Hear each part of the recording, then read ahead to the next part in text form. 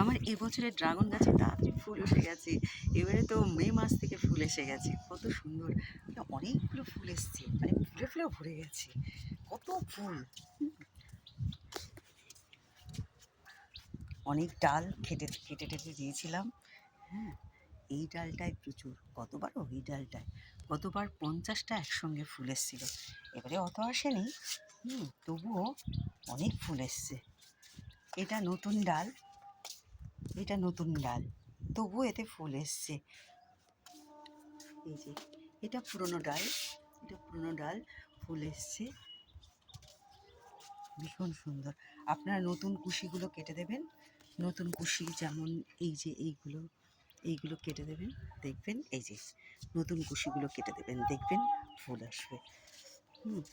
আর এই ড্রাগন গাছে ফুল আনার একটা সিক্রেট ব্যাপার হলো, ভাত দুদিন রেখে মানে পচিয়ে সেই ভাতটা গাছের গোড়ায় দিন, দেখবেন ফুল আসবেই আসবে।